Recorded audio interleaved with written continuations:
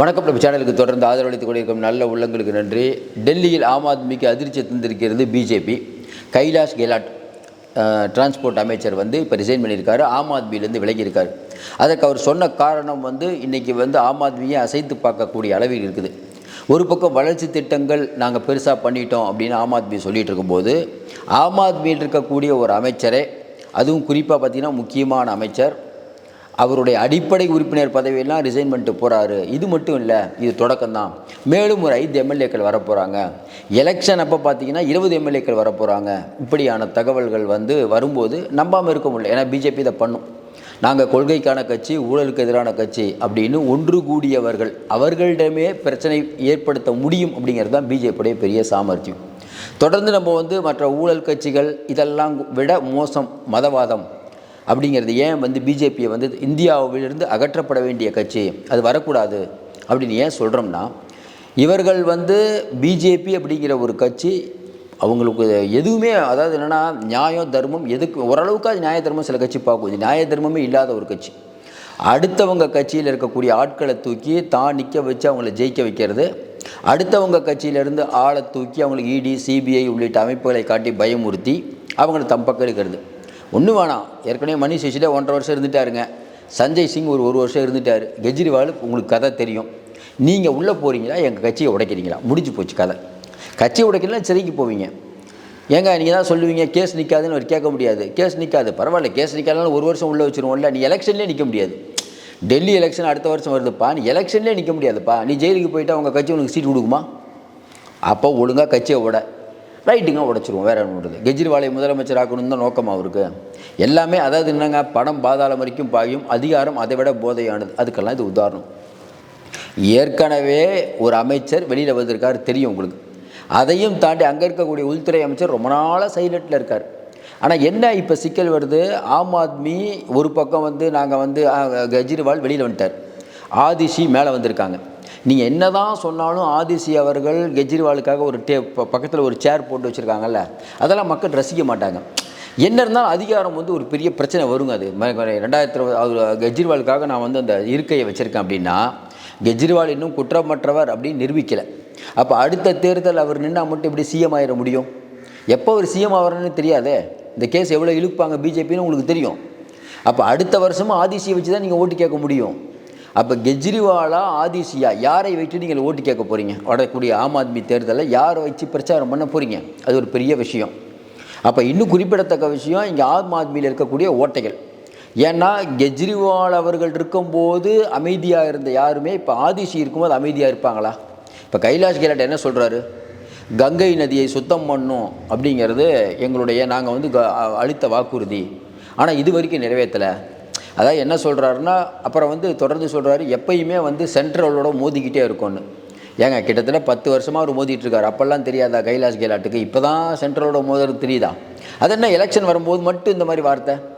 Election கரெக்டாக வரத்துக்கு முன்னாடி ஒரு 6 மாதத்துக்கு முன்னாடி உங்கள் கட்சியை உடைப்பதற்கான வேலை. இப்போ நல்லாவே தெரியும் ஆம் ஆத்மி உடைய போகுதுங்கிறது நிச்சயம்.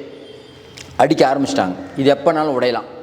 அது பெரிய எஃகு கோட்டையெல்லாம் இல்லை. அது உடையக்கூடிய வேலைகளை தீவிரமாக பிஜேபி பண்ணிடுச்சு. பிஜேபி என்ன நினைக்குது, இந்தியா முழுக்க நம்ம ராஜாவாக இருக்கும், டெல்லியில் நம்ம பண்ண முடியல. அப்போ கட்சியை உடைக்கணும்.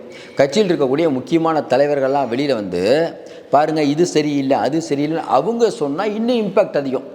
இப்போ இவர் கெஜ்ரிவாலுக்கு அந்த கடிதம் எழுதியிருக்க தேவையில்லை. மனசு தாங்குங்க, நான் வந்துட்டேன், முடிஞ்சு போச்சு கதை. நாம் செய்த வாக்குறுதிகளை எல்லாம் நிறைவேற்றவில்லைங்கிறது 4 வருஷத்துக்கு அப்புறம் தான் தெரியுமா? தப்பு இல்லை. அதெல்லாம் எந்த கட்சியாக இருக்கட்டுங்க, 4 வருஷம் சும்மா இருந்துட்டு 5ஆவது வருஷம் கட்சி சரியில்லை, அதெல்லாம் பிஜேபி சொல்கிற நாடகம் தானே. இப்போ என்ன பண்ணுவார், இப்படியே இருப்பாரா? அடுத்து பிஜேபி தான். அப்போ என்ன பண்ணுவார், பிஜேபிக்கு தாவரத்துக்கான நேரத்தை பிஜேபியே சொல்லும். என்ன சொல்லும், ஐயா நீங்கள் மட்டும் வராதிங்க, ஒரு 5 பேரை கூப்பிட்டு வாங்க, கெஜ்ரிவால் ஆதிஷிக்கு ரொம்ப முக்கியத்துவங்கிறாரு அப்படிங்கிற மாதிரி ஏதோ ஒன்று சொல்லு. இப்போ ஆதிஷி ஆதரவாளர்கள் 2-3 பேர் இருப்பாங்க, அவங்களுக்கும் கெஜ்ரிவால் ஆதரவாளர்களுக்கும் பிரச்சனை பண்ணுற மாதிரி பேசு. ஏற்கனவே கெஜ்ரிவால் கூட இருக்கக்கூடிய அந்த உதவியாளர் அந்த எம்பி அடித்தாங்கன்னு சொல்லி அந்த எம்பி தனியாக இருக்காங்க. அவங்க என்ன பண்ணுறாங்க, இந்த குப்பையெல்லாம் அள்ளிட்டு பாருங்கள் ஆதிஷி வீட்டில் கொட்டுறாங்க, இவ்வளோ குப்பை இருக்குது டெல்லியிலன்ட்டு. அப்போ தன் கண்ணை வைத்தே தன்னை குத்த வேண்டியது. இது பிஜேபிக்கு ஒன்றும் புதுசு இல்லை. இங்கே மட்டும் இல்லை, இதே மாதிரி தான் பார்த்தீங்கன்னா கோவாவில் மொத்தமாக இருக்கக்கூடிய காங்கிரஸ் எம்எல்ஏக்கள் எல்லாம் போய் பிஜேபியில் சேர்ந்தாங்க, மணிப்பூரில் சேர்ந்தாங்க, மேகாலயாவில். அதாவது ஒரு மாநிலத்தில் இவங்க ஒரு சீட்டு கூட ஜெயிக்காட்டினா கூட ஜெயிச்சாங்கல்ல கட்சி, காங்கிரஸோ கம்யூனிஸ்ட் எடுக்க முடியாது, காங்கிரஸ் மற்ற கட்சியில் ஜெயிச்சிருக்கோம். அந்த கட்சியிலேருந்து ஆள்லாம் இழுத்துட்டு இவங்க கட்சியில் சேர்த்துருவாங்க. சமீபத்தில் நடந்த ராஜ்யசபா தேர்தல் என்னாச்சு? நம்ம மகாராஷ்டிராவில் 6 காங்கிரஸ் எம்எல்ஏக்கள் மாற்றி ஓட்டு போடுறாங்க. அங்கே உத்தரப்பிரதேசில் 5 எம்எல்ஏக்கள் மாற்றி ஓட்டு போடுறாங்க. பீகாரில் 4 எம்எல்ஏக்கள் மாற்றி ஓட்டு போடுறாங்க. இமாச்சல பிரதேசில் காங்கிரஸ் கவர்மெண்ட்டு அதில் இருக்கக்கூடிய எம்எல்ஏக்களை நேராக பக்கத்து மாநிலத்துக்கு கடத்திட்டு போயிட்டு அவங்க மாற்றி ஓட்டு போடுறாங்க. ஒரே ஒரு மாநிலம் இந்தியாவில் பிஜேபியிலேருந்து தாவனது ஒரே ஒரு மாநிலம் கர்நாடகா, டிகே சிவகுமாரால். மற்ற எல்லா மாநிலத்திலும் இந்த மாதிரி நிலைமை.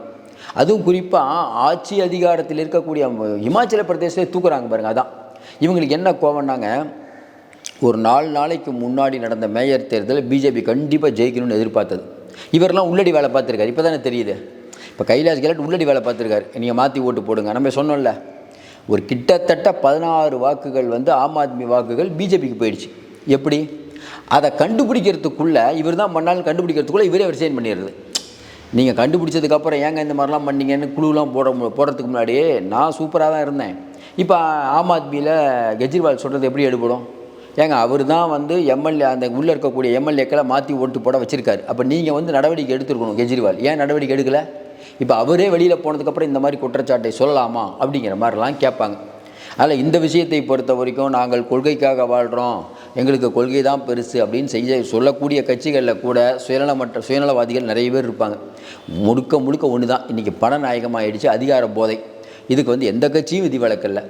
அப்படிப்பட்ட சூழ்நிலை நமக்கு தெரிஞ்சு கம்யூனிஸ்ட்டில் விட்டு அந்த கொள்கையோடு இருக்காங்க. அதில் பார்க்க முடியுது. அவங்களாம் அந்த அளவுக்குலாம் பணத்தை, அதனால தான் கம்யூனிஸ்ட் மேலே எப்பயுமே ஒரு மரியாதை நமக்கு உண்டு. அவங்களாம் இந்த மாதிரி பணத்துக்கு டக்குலாம் மாற மாட்டாங்க. நீங்கள் பார்த்துருப்பீங்களா?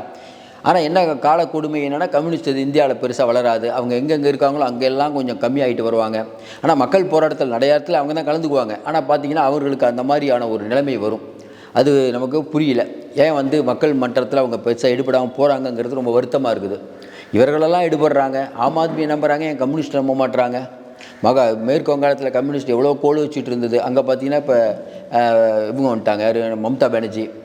அப்போ கைலாஷ் கெலாட்டால் என்ன பண்ண முடியும்னா, நம்ம ஏற்கனவே சொன்ன மாதிரி கட்சியை டேமேஜ் பண்ண முடியும். ஏற்கனவே ஒருத்தர் வேறு போயிருக்காருல, இவங்க அந்த எம்பி எல்லாரும் சேர்ந்து இனிமேல் கெஜ்ரிவாலுக்கு குடைச்சல் கொடுக்கறது மட்டும் இல்லாமல் கணக்கு வழக்குகளை காட்ட தயாரா?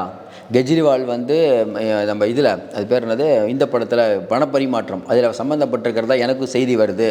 அவர் சம்மந்தப்பட்டிருக்காரு. மதுபான விஷயத்தில் கெஜ்ரிவால் தன்னிச்சையாக முடிவு எடுத்தார். மணிஷ் சிசோடியா, கெஜ்ரிவால் இவங்கெல்லாம் இதில் கூட்டு முயற்சி இப்படின்லாம் பேசுவார். அவர் இப்போ தானே வந்திருக்காரு. இந்த ஒரு மேட்ரு ஆரம்பிச்சிட்டார், இனிமேல் நிறைய பேசுவார். அதனால் கைலாஷ் கெலாட் அவர்களை அழகாக கட்சியை விட்டு தூக்கி பிஜேபி தூக்கி கெஜ்ரிவாலுக்கு ஆதிசி எல்லாத்துக்கும் ஒரு பெரிய அதிர்ச்சி கொடுத்துருக்குது.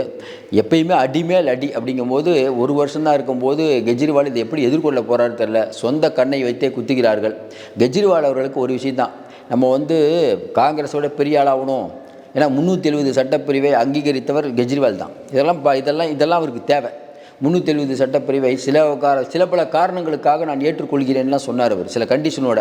அதனுடைய இது வேதம் தான் இது. ஏற்கனவே மோடியோடைய பி டீம்லாம் அவர் முதல்ல சொல்லிகிட்டு இருந்தாங்க. அதனால் ஹரியானாலாம் தனியாக நின்றது சொல்லிக்கிட்டே போகலாம். இப்போ தான் கொஞ்சம் ஏதோ பேசிகிட்டு இருக்காரு. எந்த அளவுக்கு பண்ணுவார் நமக்கு தெரியல. ஆனாலும் ஆம் ஆத்மி ஆடுகிறதானா ஆடிட்டு தான் இருக்குது. அது எப்படி கரை சேரப்போகுது என்று தெரியவில்லை. இப்போதைக்கு ஒருவர், பின்னால் 5 பேர், அதுக்கப்புறம் 14 பேர் என மாற்றி ஓட்டு போட்டவங்க. இதெல்லாம் வைத்து பார்க்கும்போது ராஜ்யசபா எம்பி கூட தூக்குனாலும் தூக்கிடுவாங்க போலகுது. பொறுப்பில் இருக்கவங்க நிறைய பேர் தூக்குவாங்க போலகுது. பொறுத்திருந்து பார்ப்போம். நம்ம நிறைய அண்மை செய்தி கொடுத்துட்ருக்கோம். ஆதரவு கொடுங்கள். நன்றி, வணக்கம்.